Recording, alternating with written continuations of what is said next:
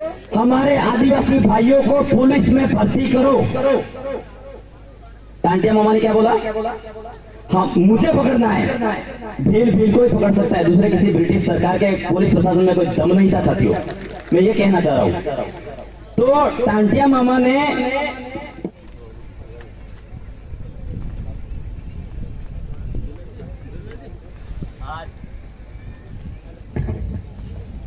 Hello सर्वप्रथम इस उत्तराखंड की वीर पावन धरा पर हमारे आदिवासी परिवार के साथ में दिन रात कंधे से कंधा मिलाकर चलने वाले हमारे भाई श्री अमित भाई खराड़ी को आप जोरदार आभार और तालियों के साथ में उनका हौसला अफजाई करें, ताकि हमारे इस विचारधारा को और इस कार्यक्रम को जो अंजाम देने की उन्होंने एक बहुत बड़ी क्रांति और पहल की है साथियों। और हमारे यहाँ पर दिन रात अमित भाई के साथ में कंधे से कंधा मिलाकर कोई भी उनके साथ में जो हमारे कार्यकर्ता है, उन पूरी टीम को दिन रात मेहनत करके जो ये पंडाल खड़ा किया है। और हमारे शाम को एक सुशील जी सर है, वो बता रहे थे कि प्रदेश का जो मैप तैयार किया है, राजकुमार टक्कारा करके नाम है उस व्यक्ति का। उस बंदे ने हमारे भील क्षेत्र में, हमारे भील समुदाय में हमारे बीच में ऐसी हमारी प्रतिभाएं हैं कि उन्होंने ऐसी प्रतिभाओं को उकेरा है। उन भाइयों में तहे दिल से इस मंच के माध्यम से आभार जोहार प्रकट करना चाहता हूं। और एक बार उस राजकुमार भाई के लिए आप जोरदार तालियों के साथ में स्वागत करें साथियों। आज दोस्तों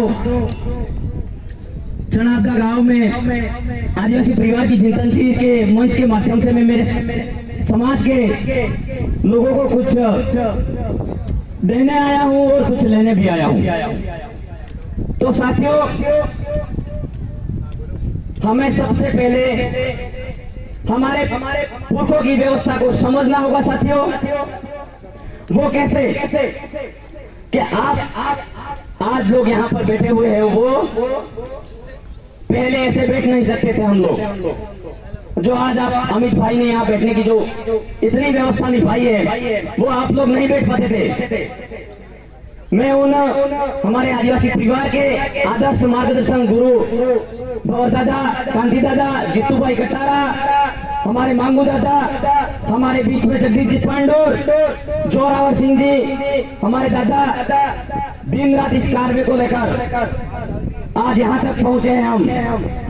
तो मैं साथियों मेरी बात रखूं, हमारे पुरखों की व्यवस्था यहाँ थी साथियों। 1498 में पुर्तगाल आए हमारे भारत में, धीरे धीरे अंग्रेज आए, डच आए, फ्रांसीसी आए, हूण आए, आर्य लोग आए। धीरे धीरे हमारे लोगों ने उनको परख लिया कि ये बाहर से लोग हैं। मैं हमारे आदिवासी परिवार के मंच के माध्यम से SC ST माइनॉरिटी और OBC के सभी साथियों को साथ में लेकर अपनी बात को रखूंगा साथियों। निकाल उठे पास अमित भाई कड़ू केवा लगे तमार मंच माथे आ जाएगा कि अड़गास आदिवासी परिवार ने बिल फतेह से बात करें जाता है। नहीं, हमारे पूरे सभी कौमों को साथ में लेकर चलने का काम हम लोग कर रहे हैं और अमित भाई भी यही काम कर रहे हैं। तो साथियों, वो जो पुर्तगाल आए, अंग्रेज आए, हूण आए, फ्रांसीसी आए, आर्य लोग आए, सब लोग चले गए, अंग्रेज भी चले गए, लेकिन आर्य आज तक यहाँ से नहीं गए हैं।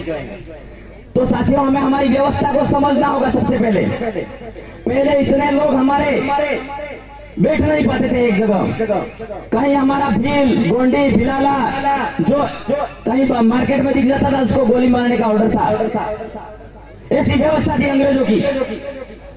लेकिन हमारे 1840-42 में हमारे इस समाज के, आदिवासी परिवार के हमारे पुरखे टांटिया भील पैदा हुए। उन्होंने ब्रिटिश सरकार के खिलाफ इतना बड़ा सैलाब खड़ा किया कि हम कौन हैं, हम क्या हैं। वो लोग उस समय में, उस टाइम इंटरनेट की सुविधा नहीं हुआ करती थी, उस समय इतनी सूचना आदान प्रदान की कोई माध्यम नहीं हुआ करता था। उस समय उस व्यक्ति ने हमारे आदिवासियों को एक करने का काम किया था, टांटिया मामा ने।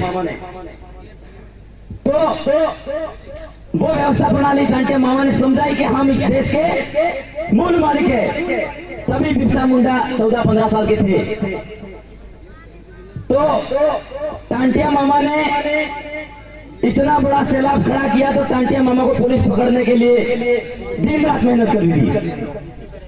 हम जो बैठे हैं, हमारे जो कर्मचारी लोग बैठे हैं, हमारे जो बहन बेटियां बैठी है, हमारे छोटे छोटे बच्चे बैठे हैं, वो हम टांटिया मामा की वजह से बैठे हैं। आज उसकी बहन है, बाकी अपन बैठ नहीं पाते साथियों। ये आपको विशेष समझना होगा साथियों। मैं मेरी बात को पूर्ण तरीके से रखना चाहूंगा, क्योंकि टांटिया मामा नहीं होता तो हम यहाँ नहीं बैठ पाते। टांटिया मामा ने हमारे को, जो नौकरी में सब साथी लोग हैं, उनको मैं यही कहना चाहता हूँ कि टांटिया मामा ने हमारे वाले लोगों को जो एक कर रहे थे, तो उनको लग रहा था, ब्रिटिश सरकार को लग रहा था कि विद्रोही है, उनको पकड़ना चाहते थे। तो टांटिया मामा ने, हमारे भील समुदाय से थे हमारे पुरखे, टांटिया मामा ने ये कहा, अगर मुझे पकड़ना है तो पुलिस को ये इन्फॉर्मर किया कि अगर मुझे पकड़ना है तो हमारे 50 आदमियों को पुलिस में भर्ती करो, वही आदमी मुझे पकड़ सकते हैं। तब से हमारे भाइयों को, कर्मचारियों को नौकरी मिली, पुलिस वालों को। फिर उसके बाद में टांटिया मामा को वो लोग उस टाइम इतना बड़ा क्यों कारवा खड़ा कर रहा है, क्यों विद्रोह कर रहा है, यूं करके सवाल जवाब उठे। तो उन्होंने ब्रिटिश सत्ता चाह रही थी, जो होलकर साम्राज्य था, एक होलकर साम्राज्य, तो उस साम्राज्य में उनके सामने एक स्टेटमेंट रखा गया। तो उन्होंने ये बोला कि आपको 3 जिलों की जमीन देते हैं, तो आप आदिवासी भाइयों के लिए लड़ना बंद कर दो।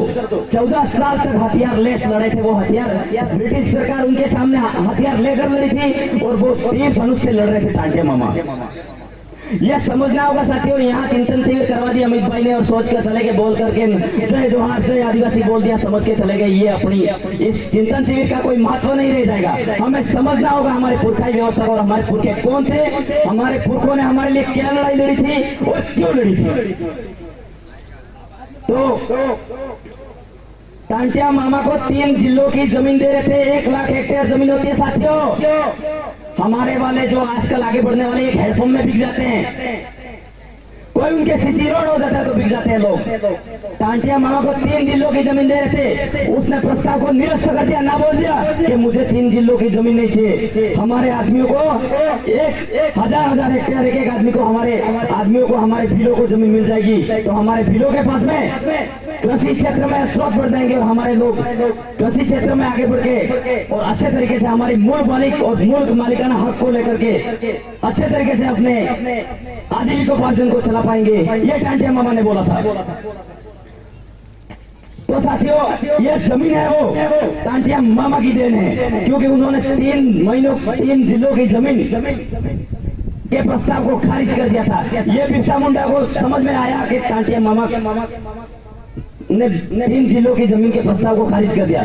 तभी टांटिया मामा को देखकर बिरसा मुंडा भी इस लड़ाई में शामिल हो गए। और टांटिया मामा, जब बिरसा मुंडा को ये समझ में आया, टांटिया मामा को हमारे वाले साथियों ने धोखे से पकड़वा लिया है। तो धोखे से टांटिया मामा को पकड़वा लिया, हमारी जमीन के खातिर पकड़वाया। साथियों, आपको समझ में नहीं आ रहा होगा, कहीं ऐसा लग रहा है मुझे, आपको आभास हो रहा होगा, तालियां बजा के और यहाँ हंस के चले नहीं जाना है। मैं कहना चाह रहा हूँ, कहीं कहीं आपको ये ध्यान में बातें नहीं बैठ रही होगी, हो सकता है, मुझे ऐसा लग रहा है। क्योंकि पढ़े लिखे लोगों को, हमारे अनपढ़ लोगों को भी ये समझने की जरूरत है, ये जमीन है कि टांटिया मामा दे रहे हैं आप। तो उसके बाद में टांटिया मामा को रात में धोखे से पकड़वा लिया और रात जो जीतू भाई बोल रहे थे, हमारे नटारा के जीतू भाई, जो बहुत जोशीले व्यक्ति है, उन्होंने बोला वैसे आज प्रसाद थाने में मुझे बोलना नहीं चाहिए, लेकिन दुखद बात है, इसलिए बोलना पड़ रहा है। तो वैसे के वैसे टांटिया मामा को रात को फांसी लगा दिया गया। फांसी लगा देने के बाद मध्य प्रदेश में पाताल पानी जगह है, वहां लाश को फेंक दिया गया टांटिया मामा को। लगभग 14 साल तक लड़े थे वो। उसके बाद में बिरसा मुंडा का जल जंगल जमीन उलगुलान आंदोलन छेड़ा बिरसा मुंडा ने। वो बिरसा मुंडा का कनेक्टिविटी थी। बिरसा मुंडा के गुरु टांटिया मामा थे। बिरसा मुंडा ने फिर जल जंगल जमीन हक के लिए लड़ाई लड़ी तो लगभग 1 लाख लोग मारे गए थे साथियों उस टाइम। कितने लोग अपनी जमीन के लिए जो आज बैठे हैं, सुकून से नौकरी कर रहे हैं, बैठे हैं, खा रहे हैं, पी रहे हैं, सो रहे हैं, जाग रहे हैं, वो टांटिया मामा और बिरसा मुंडा की वजह से बैठ रहे हैं। तो बिरसा मुंडा ने जो हमारे लिए जल जंगल जमीन हक की लड़ाई के लिए जो कारवा उठाया, बिरसा मुंडा को इसी तरीके से मारा लोगों ने, ब्रिटिश सरकार ने। फिर उसके बाद ये इस ब्रिटिश सत्ता को मानना पड़ा और जो भूमि संपादन अधिनियम है जो ब्रिटेन में लागू करना पड़ा ऑटोमेटिक, जो 1 लाख लोग मारने के बाद जो बिरसा मुंडा के आंदोलन में 1 लाख लोग मारे गए, तो ब्रिटिश सरकार ने सोचा कि ये लोग 1 लाख मरने के लिए उतारू हो गए, क्यों कर रहे हैं? तो उनकी बात हुई, तब स्टेटमेंट निकल के आया ये तो ये मूल मालिक है, इसीलिए 1 लाख लोग मरे हैं। तो ये बात को ब्रिटेन में जब भूमि संपादन अधिनियम करके कानून बना भूमि का, वहां से हमें अधिकार मिले कि आदिवासियों की जमीन गैर आदिवासी नहीं खरीद सकता है और नहीं ले सकता है। अगर इस देश का मूल मालिक